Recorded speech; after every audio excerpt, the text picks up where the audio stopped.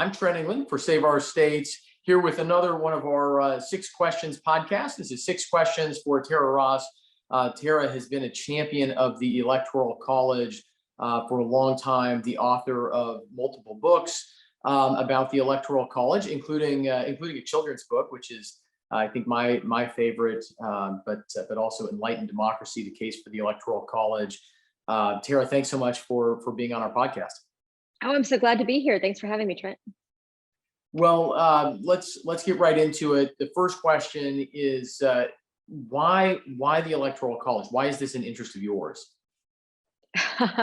Well, it's a funny and surprising reason. I was in law school and I broke my arm. This is a true story. I broke my arm in a taxi cab. You should always wear your seatbelt in a taxi cab because sometimes they do get in wrecks. I was in a wreck, sitting in the backseat of a taxi cab, not wearing my seatbelt, and so I got thrown around a bit, broke my arm. I was in my last semester of law school and I needed something easy to do that would not require me to take notes in class. And so I literally started studying the Electoral College because it was quote unquote easy. And I thought I could get through an independent study on that and help me with my broken arm situation. But what I ended up discovering is that I had never really understood this at all, that my schooling had completely left me just unprepared to know anything about how we elect our president or why we do it the way that we do. And the other thing I noticed during this time frame, this was in the spring of 2001. So it was right after the Bush versus Gore mess that happened. And what I noticed during this period of time is that, people think that it's partisan, especially in the wake of that election. People thought if you're for Bush, then you're for the Electoral College, and otherwise you're for Gore. But what people don't know is that Al Gore actually thought during the fall of 2000, he thought that he was going to win the Electoral College and lose the popular vote. And so he had a team of lawyers preparing for that, preparing to defend that kind of a victory to the nation. And what it showed me is just how easily this can go in either direction. And it's really not about partisan politics. It's about whether the system serves us well, whether it serves the country, regardless of our political party.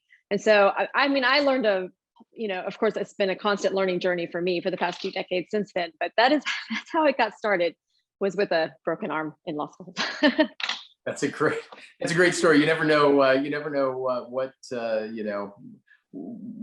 what your momentary decision is going to produce decades down the road. That's terrific. It's so true. Yeah. So another book that you've written is called She Fought Too. It's stories of Revolutionary War heroines. Where did you find those stories? Because it's so unusual. It's a side of history that we rarely get to read about. How did you come up with the idea for the book? And then where did you find the stories? Well, I guess that was just another, God leads in random ways, I guess, sometimes, right? I ended up in this situation where I'm writing daily history blogs.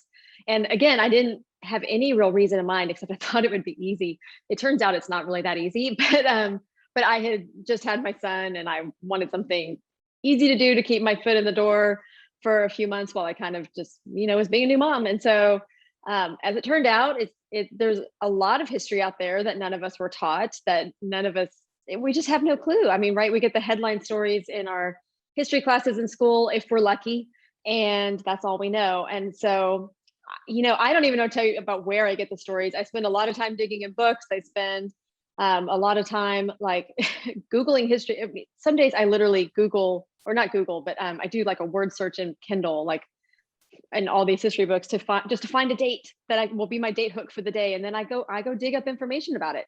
Whatever it is, I spend a lot of time researching as much as anybody. I've bought myself a lot of books about, I don't know. I have so many books in my library, or my bookshelf next to my desk. I don't even know where to start. I don't know how to answer that question. It's kind of random. It could be anything. But once I get it, though, I just start digging until I figure it out. And I should say, now that I've been doing it for so long, people send me ideas too, which is fantastic. And they'll say something like, a couple of days ago, I did a submarine story. Did you hear about this submarine? And maybe I hadn't, but I go dig up information about it. And I have a whole spreadsheet of ideas now. I have this very complicated Excel spreadsheet. So any given day I can go look and see the ideas that people have sent me, or maybe that I had myself when I was just reading a book, and I can figure out what I'm going to do for the next day. That's great. I think though that goes to, the mind that's prepared for learning is prepared to find it anywhere, Really, right? baby. Those random ideas, and I'm sure a lot of the people watching or listening subscribe to your daily history on Facebook, but if they don't, they certainly should, because it's always fun and interesting, and I especially like the Medal of Honor stories Mhm. that you provide. Those are, I think it's important for people to know those stories of ordinary American heroes. It probably, I agree completely. And I try to find them because they're so, I feel like people are so down on America sometimes right now because, I don't know, you're supposed to be or something because the media is, or I don't know. And it's just not true. America is a great, wonderful place. Are we perfect? No, but nobody is. Do we always try? Are we always working for more and more and more freedom? Yes, absolutely. Yes, we absolutely do that. And so I definitely look for those stories to remind us of all the sides of our heritage we can be proud of and talk about that. And that doesn't mean we have to ignore the bad stuff, but I think we need equal treatment. And right now we're over focused on the bad. And so I try to help that in the other direction. You do a great job. Terry, Thank you're you. also you're a retired attorney. Do you have advice for young people out there who are thinking about or entering into law school? What's your advice for aspiring law students and attorneys? Well, do not go to law school unless you know why you're there. And I just say that because the first year especially is just a beating. And there's just nothing else to say about it. It's a beating. Now, I do not think, the quote, why I'm going to be here has to be, I want to be a lawyer. I think there could be lots of other things. My personal plan, it, I thought I'll go to law school. I mean, I just buckled down the first semester. I was like, I knew I had to make A's to get the good clerkships I wanted or whatever. And I just did nothing else. And that's what I did. Be prepared for that. Do nothing else for your first year of law school. That's what you're doing. And after that you can lighten up a little bit. But my plan was to go to be a lawyer, to go, sit in a firm for a while and just live like I was still in law school so that I could pay off my loans really fast and do all this sort of stuff. And then go do what I really wanted to do, which is I thought I'd probably land at a think tank and do something like that. But probably a lot like what you do, Trent. But instead I kind of do it for myself and it's worked out that way. But I definitely had an end game in mind so that when you get into those finals or whatever, you can just have your eye on the ball. Surround yourself with people who are not easily stressed. That's probably my other advice to somebody going to law school. I definitely worked hard. When you get to law school, you'll see there's some kinds of people that just stress out about everything, and it's very hard to study when you're surrounded by that. I had friends that were older, that were already married, and that, I think we're a little bit more even keeled and could keep each other even keeled too. So I guess those are my main points of advice for law school. It's no picnic, but look, it teaches you to think. You were saying, how did you find those stories earlier? In law school, I mean, it taught me how to approach a problem, how to find, how to dig, it prepared me really well for what I do right now. It's maybe a tangent on what I thought I was going to do, but it prepared me really, really well to be able to do that. Yeah, that's all great advice. I have a friend who is a J school graduate, started out as a journalist, went into think tanks, and he said to me one day, he said that his favorite journalists were mostly people who were trained as attorneys. I thought that was fascinating, but it goes to what you're saying, that legal education teaches you to dig and ask good questions and Mhm. put things together in terms of stories, which is what you do so well. Uh, okay. Yeah. I mean, I remember I co-authored a George Washington book, as you know. And so when we were talking, something simple, like they had said George Washington was using powder for days of Thanksgiving and stuff. So I didn't just say to myself, well, I assume he's using up powder that he needs. I actually called a military historian. I said, explain to me how a cannon works. Was he really using something that he would be able to? We went through all of the different angles of what this powder, I don't remember the details anymore. This was like 15 years ago, but all of the details of what exactly George Washington had said, what exactly was he using, and it turns out there's multiple ways to fire some of these things. And he probably wasn't using quite as much as I thought he was or whatever, but he was using some. Anyway, so that's the kind of thing they teach you to do in law school, is to not make assumptions about, what's in front of you, but to dig all the different angles and make sure you've covered all of the sides and aren't leaping to conclusions that turned out to not be true. Yeah.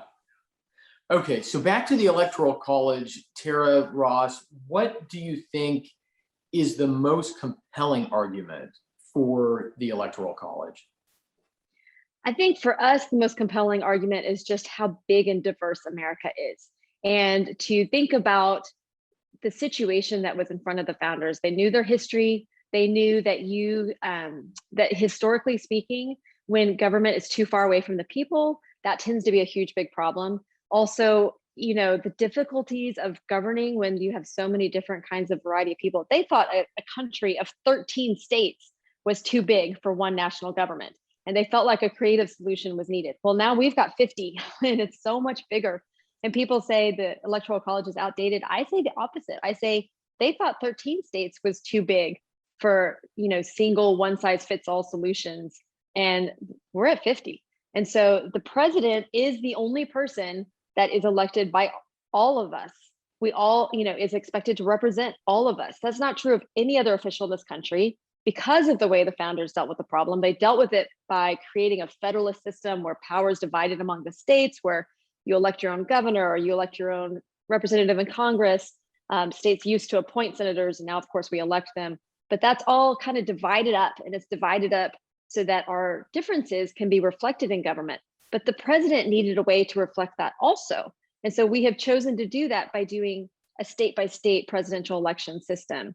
And so, of course, within the states, it's democratic as it works out. So you get to vote for your presidential electors who are going to go vote for you for president or vote for your state for president.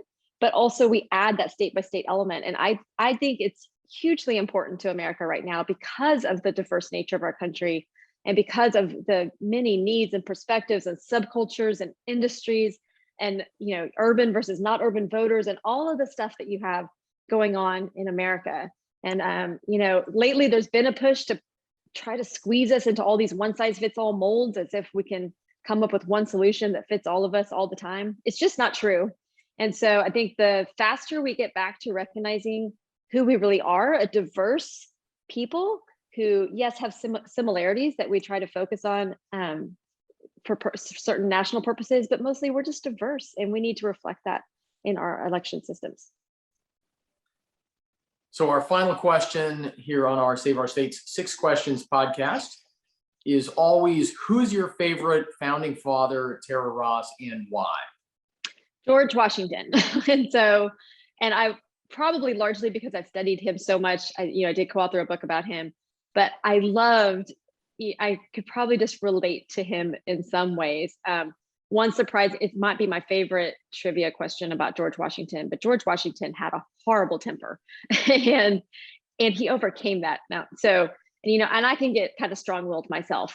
So I love that he had this challenge in his life, and I love that he conquered it and he worked so hard to do it. In fact, that now if you think about George Washington, you don't think the man had a temper. You think of him as kind of this stoic, emotionless guy. Well, he wasn't emotionless at all. He was a guy who had learned to control his temper and his passions so well that that's what we think of him.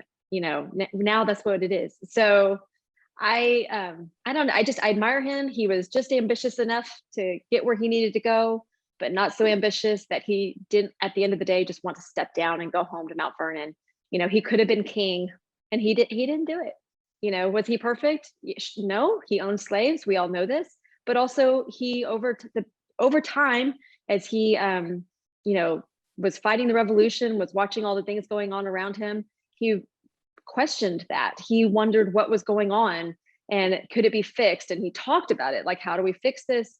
I don't think he ever landed on a solution that really worked well during his lifetime, but he knew it was a problem. He tried to take small steps at Mount Vernon. He quit selling his slaves. He tried to keep families together.